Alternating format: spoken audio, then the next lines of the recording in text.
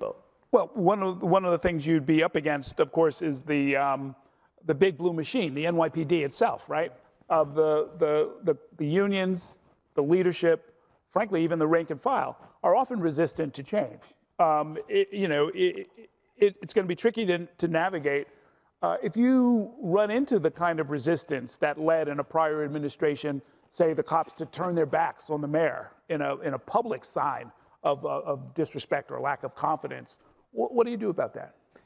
I think the first thing you do is you take every opportunity you can to build a relationship such that the disagreements that are inevitable, ones that already exist, ones that may come in the future, are understood to still be accompanied with a respect for the work that is being done. And I say that because behind every headline, behind every caricature, I've found is a New Yorker just trying to do their best.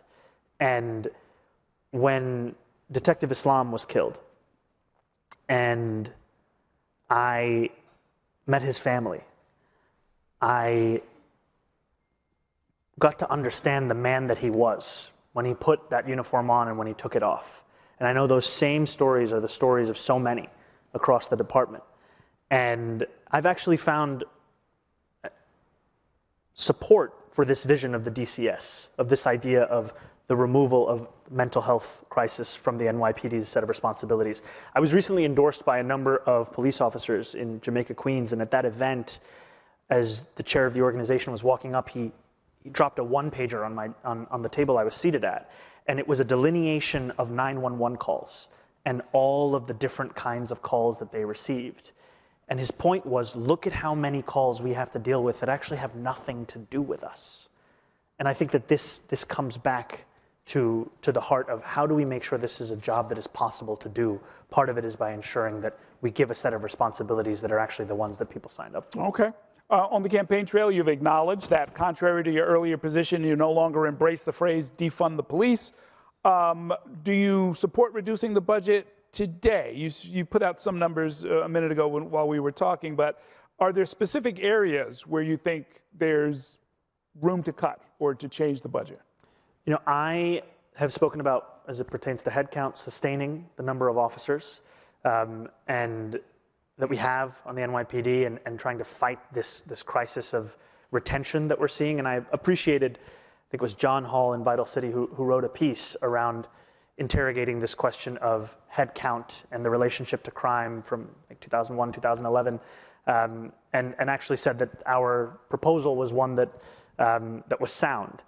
And I've seen, you know, one of the things that I've admired about Commissioner Tisch is not just the uprooting of corruption at the highest levels of the NYPD, but also some of the decisions that were being made from a place of, does this deliver public safety? Does the NYPD having a more than 80-person communications team deliver public safety? No, that relationship is minimal. And she made the decision of cutting it down to about 40 or so. That's something that I was calling for early in this campaign. And I think that it always has to come back to, is this actually delivering that?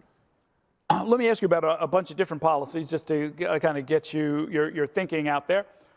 If city council legislation to abolish the NYPD gang database were to pass, would you support and sign that? I have supported that proposal. It's one that I've supported because of the vast dragnet has meant the inclusion of New Yorkers on the basis of whether they go out late, photos they put on social media, so much of the facts of life of being a young New Yorker. And yet it then becomes a mark of suspicion. And it is a concern of mine that we do not live up to, of all people, Eric Adams's words in 2021, who said that New Yorkers need not choose between safety and justice. Mm-hmm. There's no question that we have to take gangs extremely seriously. And yet I find that a database that includes New Yorkers on such bases is one that doesn't actually do exactly that. Okay. In the past decade, the city has invested in violence interrupter programs, the Cure Violence model.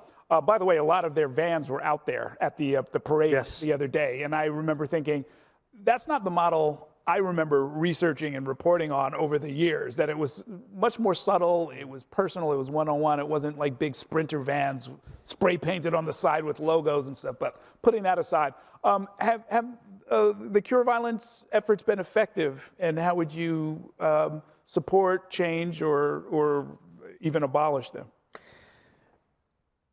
You know, Baltimore has been in the news quite a bit with President Trump especially. And one thing I've admired about the mayor of Baltimore is that when he came into office, he did a full investigation, and they found that 2% of Baltimore residents were responsible for more than up to 75% of homicides and shootings. And there had been attempts in Baltimore of a cure violence approach, of violence interruption, but it had never been done at a systemic scale in the manner that you had alluded to, of being able to work across agencies, having buy-in. And he created this. And we have seen that they are now on track for the lowest number of homicides in recorded history. And I think more than a 20% decline in shootings. And we've seen here in New York City, we have the crisis management system, CMS.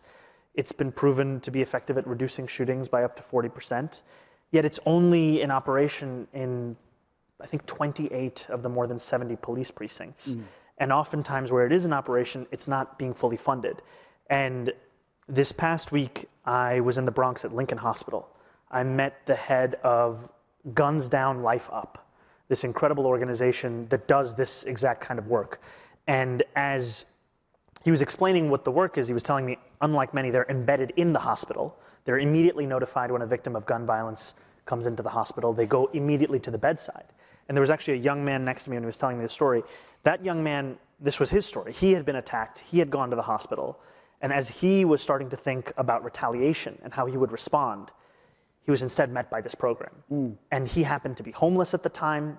He was living in a shelter. They got him out of the shelter. They got him housing. They got him a job. He now works at that organization. And so to me, it shows the multifaceted approach that's necessary in tackling the scourge of gun violence. And so what I would do is support a cure violence approach, the CMS system. We've talked about increasing funding by 275% as one part of the way in which we deliver public safety.